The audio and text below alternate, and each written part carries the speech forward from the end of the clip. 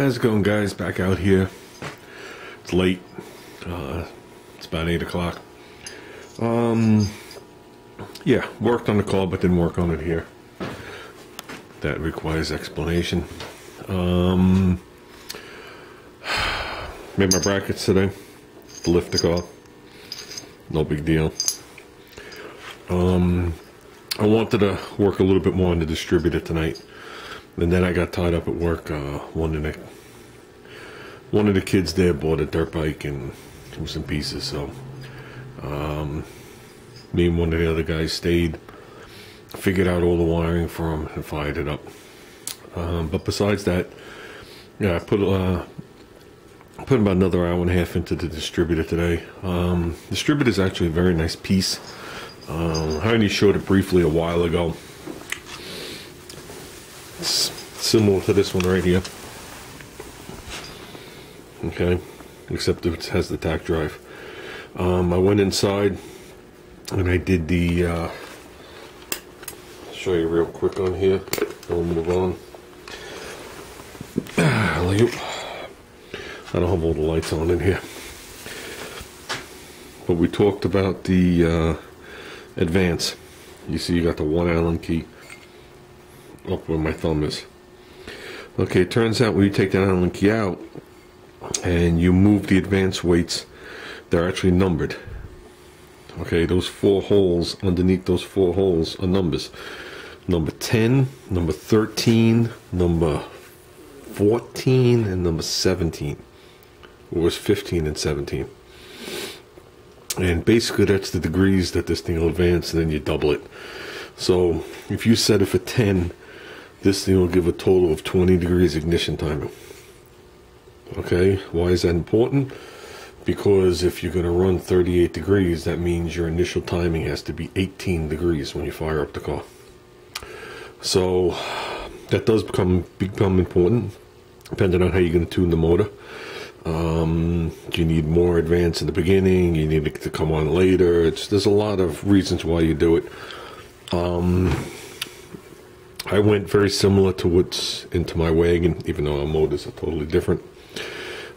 I set him up for 13 degrees, which is 26 degrees.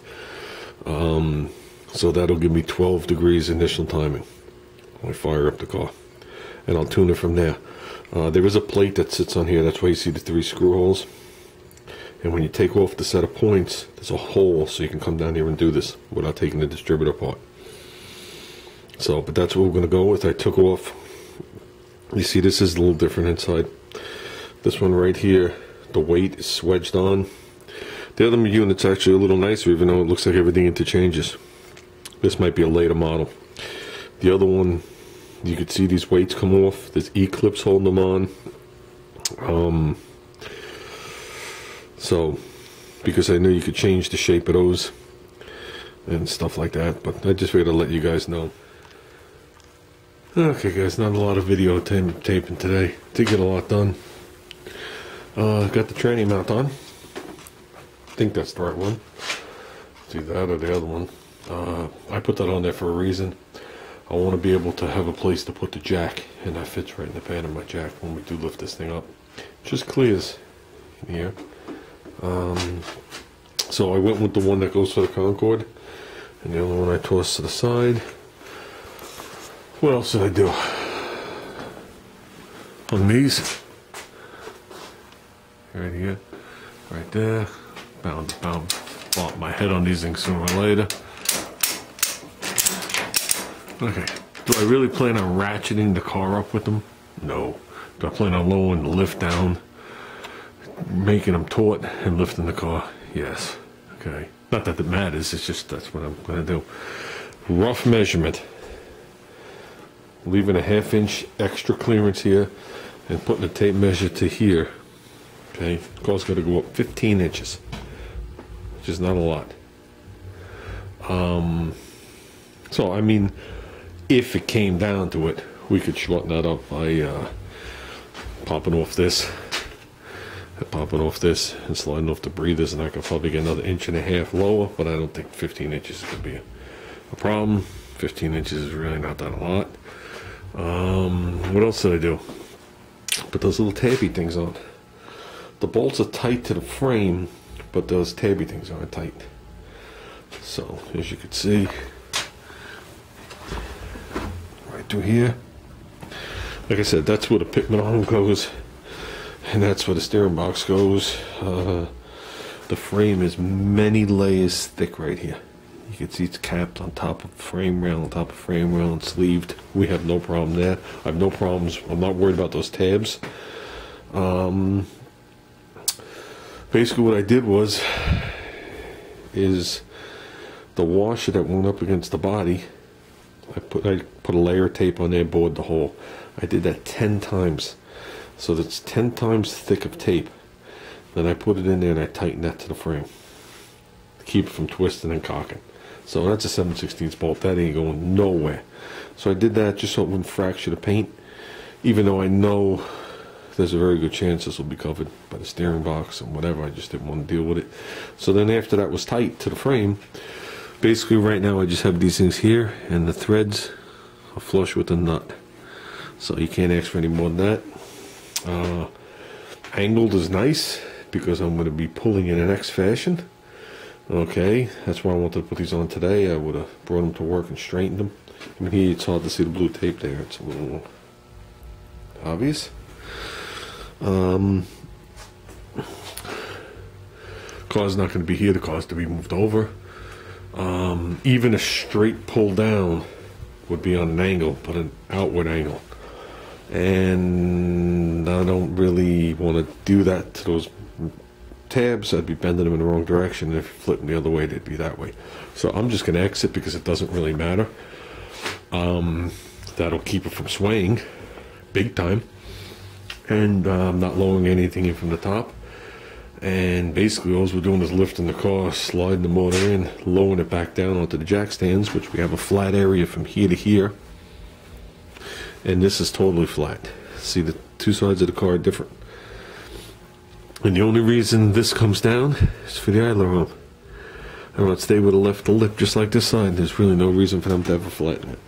So we're going to put jack stands in the front here. And that'll be it. Tires come off. We're going to take off the low control arms, just toss them to the side. We'll detail those as we reassemble. Cross member comes out, which I don't even know how tight that thing is even in there. And hopefully it goes up in like magic. So I'm not rushing this because I'm enjoying it. Definitely enjoying it. I'm not going to tell you, you know, not leery having the car hanging off the lift. But it is what it is. This lift ain't coming down. If it does, hopefully it lands on top of that, and I'm good. Then the insurance company will get a call if we're alive. So, well, even if we die, the insurance company will get a call from my wife saying that I got a jackass wedged under the car. Send an ambulance and send the check. Send the check first. You can send the ambulance later. Yeah. I was actually going to change this bolt, but I'm like, why bother? So, with that said, guys, that's it. It's got to be close to 9 o'clock now. I'm tired. Like I said, on the car alone today, I totally disassembled the lower half of that distributor. Totally disassembled the advanced setup. Cleaned it. That distributor is stupid nice inside, like brand new. That's the best way I could describe it. No surface rust, no nothing on it. So we're talking about just wiping dust out of it. I did some lubrications to it. We found out the calibrations. I set that up. I put the plate back on. I put the points back in, even though they got to come back out because I got to put the wiring harness to them. The wiring harness goes on before you put the points in. And yes, it sounds like a sewing machine. It's not like this one here. When you spin it, you just hear it clacking away. So, I think that's pretty cool. So you should know when it's running. Would like to come up with something over here. Instead of drilling holes all over this car, I'd like to come up with something with existing mount holes. Okay, I could see one here. And that's all at the same angle. Maybe grab one here. Find something here, put them on rubber insulators and put a piece of aluminum here, so I can mount shit to it. It'd be nice to mount the coil like right here. You know what I mean? I just don't want to start destroying the insides of the car if we take stuff out as time goes on. So, because I'm sure I could use some of those holes, but I don't think the coil would mount there.